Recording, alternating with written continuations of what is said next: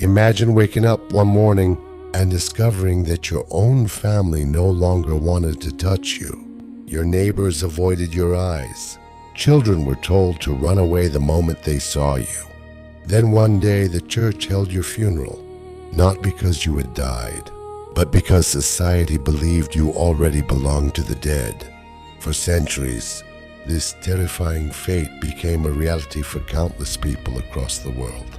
Their crime was having a disease that almost nobody understood, a disease surrounded by fear, myths, and religious beliefs. Its name was leprosy. Even today, the word carries a sense of horror. Many people still imagine bodies falling apart, faces becoming unrecognizable, and a highly contagious illness that spreads with a single touch. But almost everything people believed about leprosy was wrong.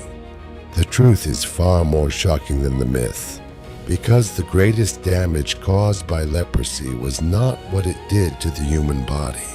It was what fear did to humanity.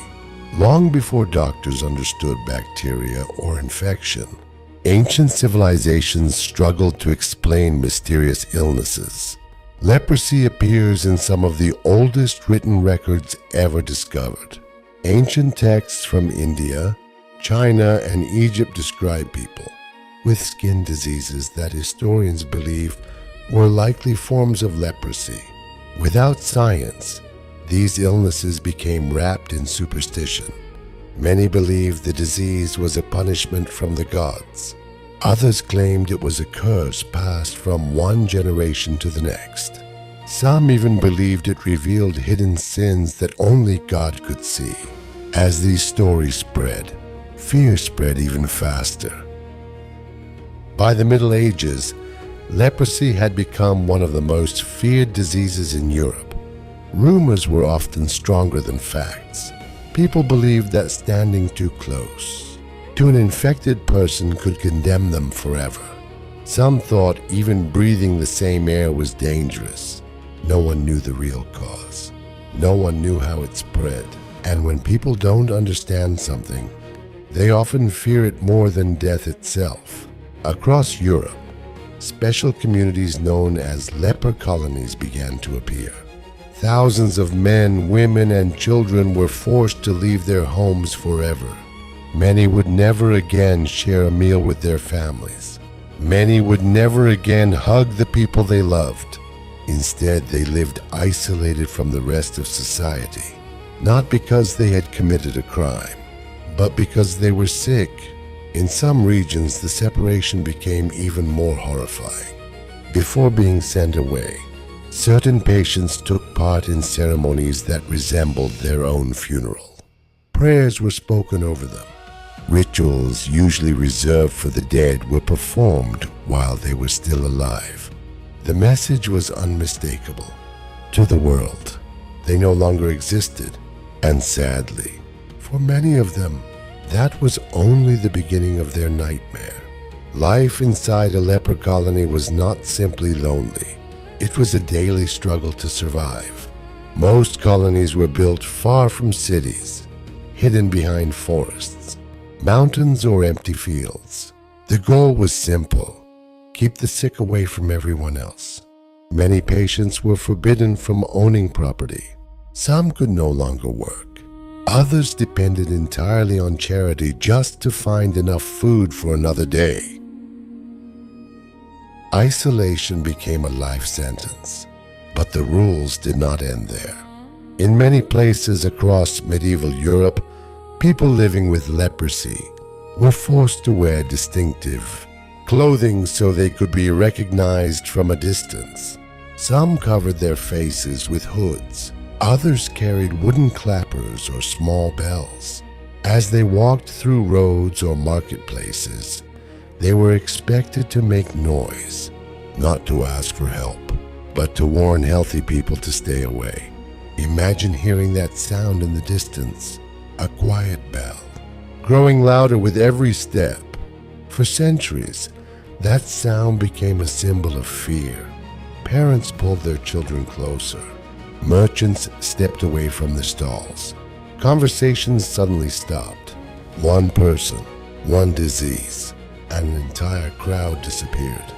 Yet the cruelest part was that many of those fears were based on myths. Leprosy does not spread as easily as people once believed. It is not transmitted through a simple handshake. It is not passed by merely standing next to someone. Modern science has shown that prolonged, close contact over a long period is usually required for transmission. Even more surprising, around 95% of people have a natural immunity to the disease. That means the overwhelming majority of humans cannot develop leprosy, even after exposure. But centuries ago, nobody knew that. Instead of knowledge, there was panic. Instead of compassion, there was rejection. The disease itself worked slowly.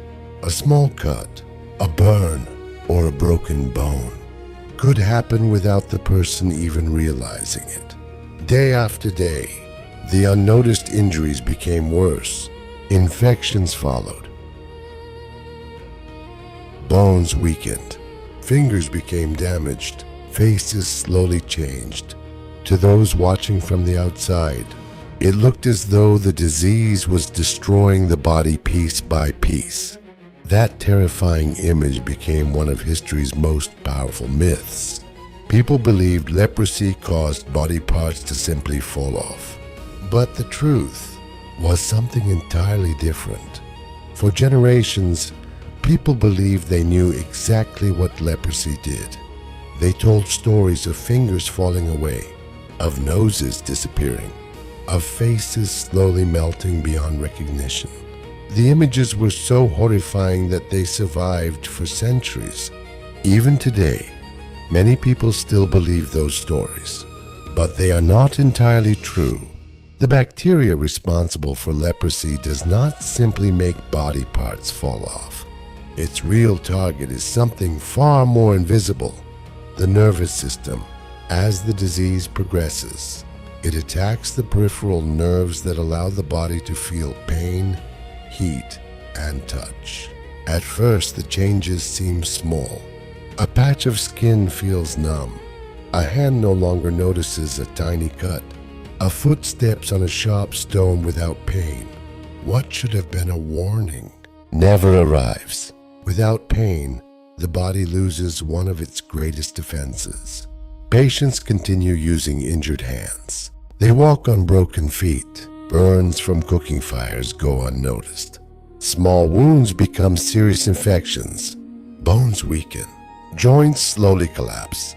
Over months or even years, the damage becomes permanent.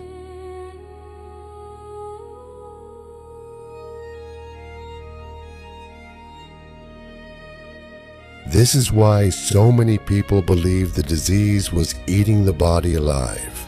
In reality, much of the destruction came from repeated injuries that the patient could no longer feel. The disease hid the pain, and without pain, the body could no longer protect itself. For centuries, nobody understood this. Instead, people blamed curses. They blamed sin. They blamed evil spirits. Then, in the 19th century, everything changed. In 1873, a Norwegian physician named Gerhard Amauer Hansen made a discovery that would transform medical history. Using a microscope, he identified the tiny bacterium responsible for leprosy. For the first time, humanity had evidence that the disease was not a punishment from God, not a family curse, not a supernatural force, but an infectious disease caused by a living microorganism. It was one of the first times in history that a specific bacterium had been linked to a human illness. The discovery challenged centuries of fear and superstition, but changing people's beliefs proved far more difficult than making a scientific discovery. Even after the truth became known, many patients continued to face discrimination. Communities still rejected them. Families still abandoned them. The disease could be understood, yet the fear remained. Sometimes Myths survive far longer than facts. For centuries, leprosy seemed unstoppable. Entire generations believed there would never be a cure. But science was quietly changing the future.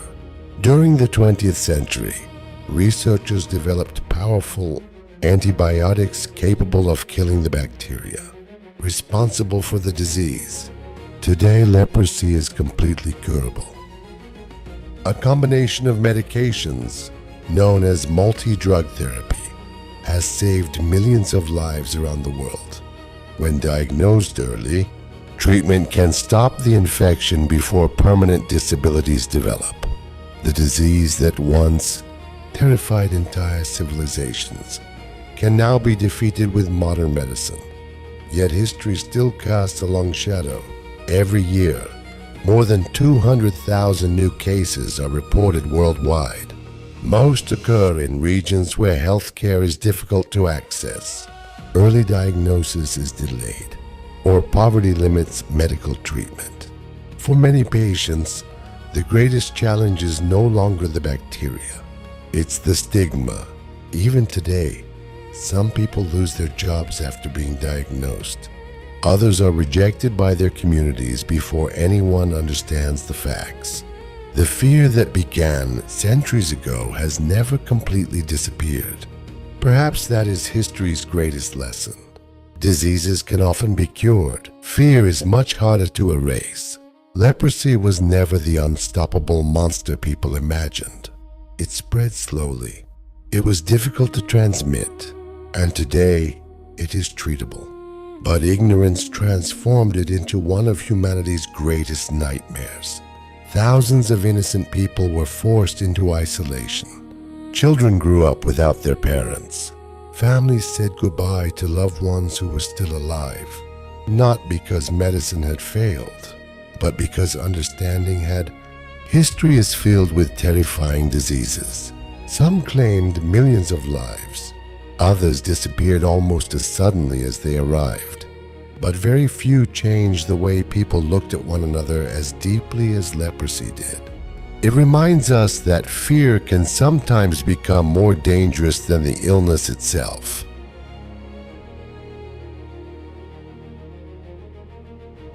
Because when fear replaces compassion, humanity begins to lose something far more valuable than health. The next time you hear the word leprosy, don't picture the myths. Picture the people, the men, women, and children who spent their lives carrying a burden that was never just a disease. It was loneliness. It was rejection. It was silence. And perhaps the greatest tragedy of all is that many of them never needed to be feared in the first place.